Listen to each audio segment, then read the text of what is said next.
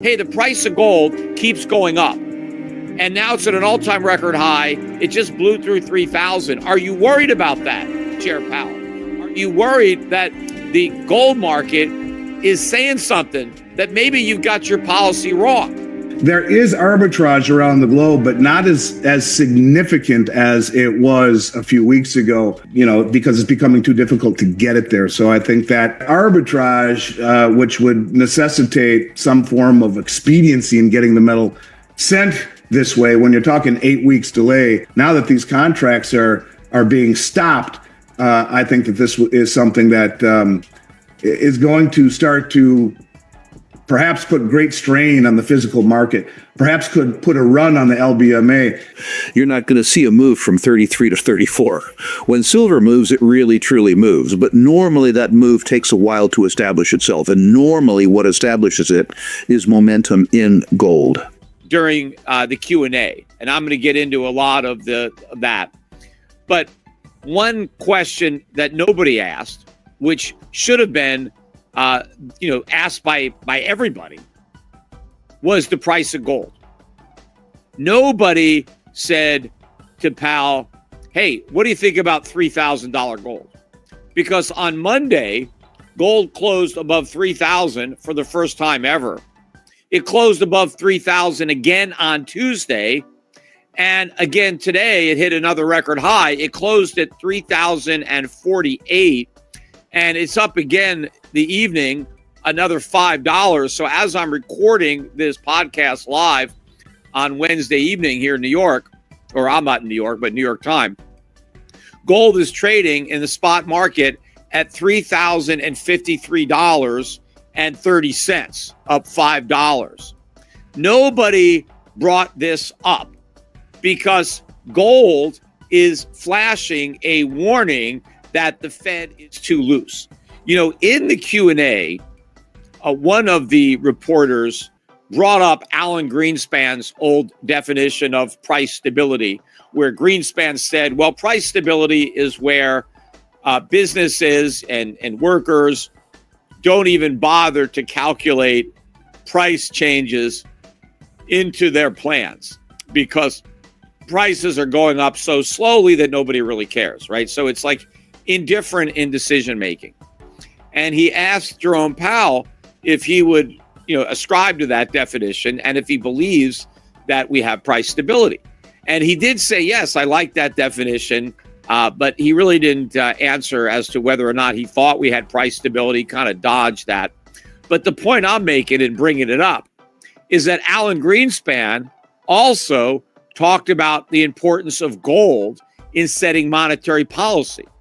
Alan Greenspan said that even though we're not officially on a gold standard, he said that he used the gold price as a reference, as a signal to let him know whether monetary policy was too tight or too easy. What Greenspan said was that if gold gets up to $400 an ounce, that means that he's too loose. If it goes below 300, that means he's too tight. So obviously, at the time that Greenspan made the statement, gold was probably around $350 an ounce. And he kind of looked at, if it was going above 400, I'm too loose. Maybe we got to tighten policy.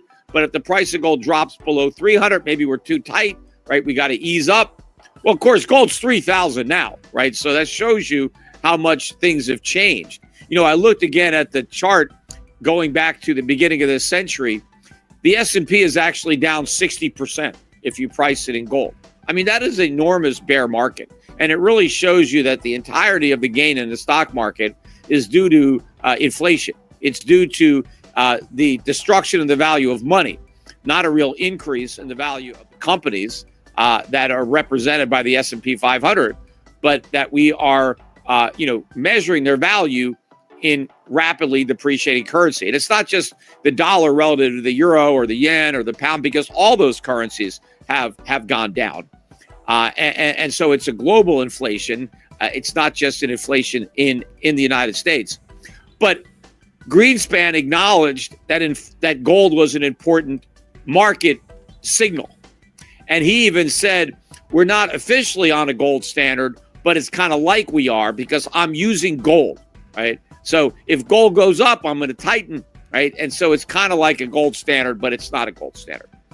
Well, what about now?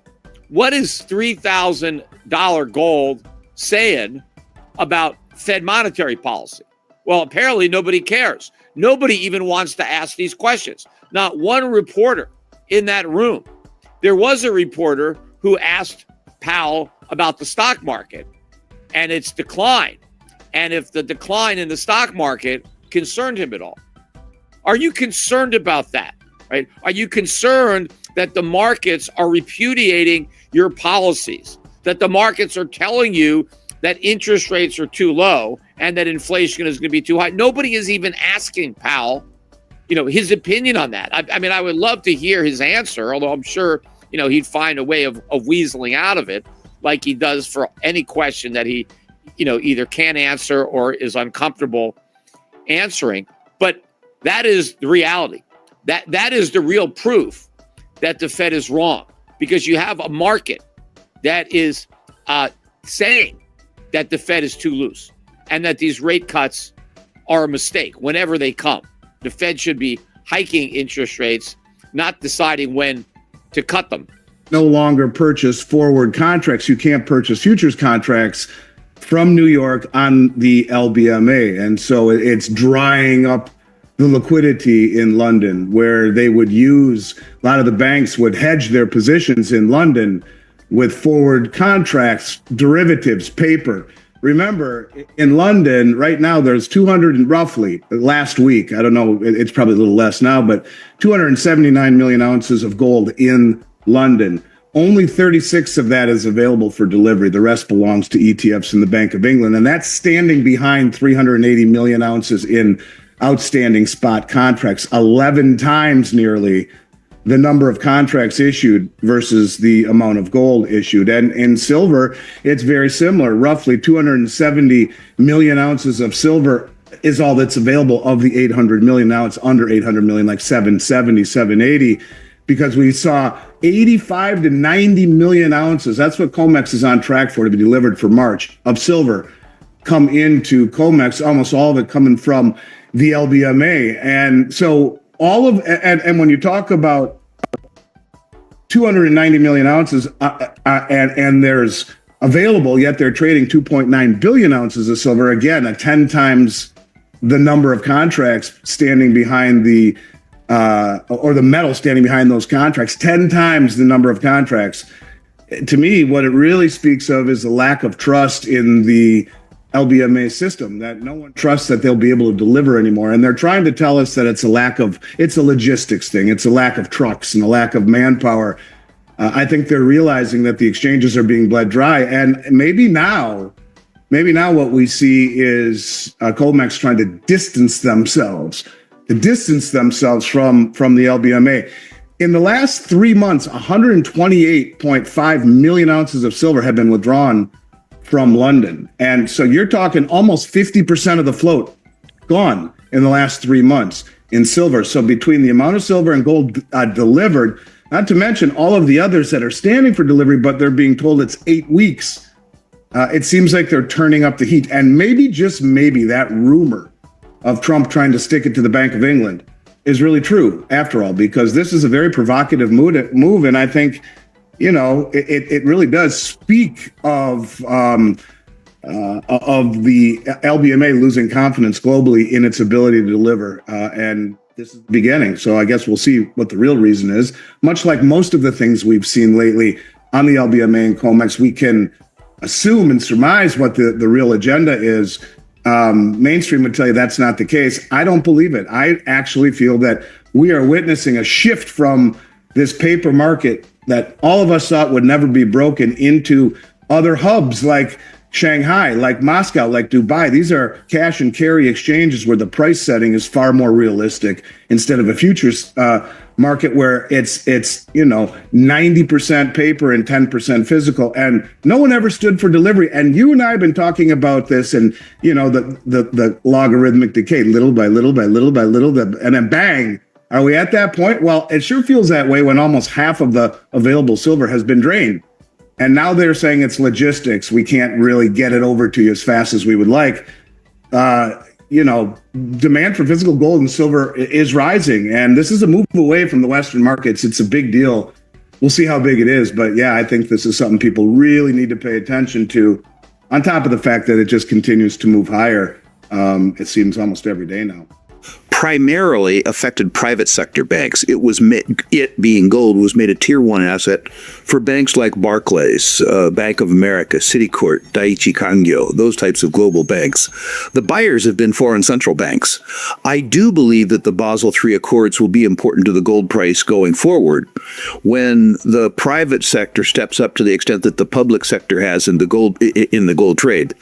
Other aspects of the Basel III banking accord probably indirectly will benefit gold too, in the sense that although the rules around gold were made less restrictive, there were other rules around the characterization of bank reserves. And in particular, the differentiation in reserves against debt instruments that were held for sale versus held to maturity. Accords that allow banks to extend and pretend around time losses in their portfolios that I think will destabilize the economy a bit, particularly in crisis, and as a consequence, likely, unfortunately, in this case, help gold. I hope that wasn't too wordy an answer. Silver, in my experience, has been more of a speculative instrument than gold. And silver tends to outperform gold towards the middle or the end of a precious metals bull market. In my experience, precious metals bull markets are led by gold because the first buyer is the fear buyer. Precious metals oscillates between greed and fear, with the fear buyer kicking off the move, and then the momentum established by the fear buyer bringing the greed buyer in. Silver, because I suspect of its lower unit cost, when the generalist money comes down into the precious metal space, that money eventually causes silver to outperform gold. And by the way, when the silver bull market starts, you're not going to need Rick Rule to tell you it's here. You're not going to see a move from 33 to 34. When silver moves, it really, truly moves. But normally that move takes a while to establish itself. And normally what establishes it is momentum in gold. People, I mean largely institutional investors, are expressing skepticism around the precious metals bull market. And the easiest way for them to express that dissatisfaction is on the New York Stock Exchange. The best vehicle for expressing either your support or your lack of support for silver on a leveraged basis in equities markets is the New York Stock Exchange, and hence PSLV. PSLV is experiencing a war between those who buy the precious metals narrative and those who don't, much to my amusement. There's a lot of people who are against shorts, primarily long. I love a big short position against something I'm in favor of. That's a position that has to be bought, and it's up to reality whether that position needs to be bought higher or lower. Earlier in my career, when I was more overtly a stock promoter, there was nothing in the world I liked more than a good short position. In some investments, by the way, silver related, often Pan American Silver and the Silver Standard in particular, we delivered quasi-religious experiences to the short community. And I suspect that if people end up being too short PSLV, that they could experience just exactly that kind of religious experience. There's nothing in the world worse than being caught on the wrong side of a short trap.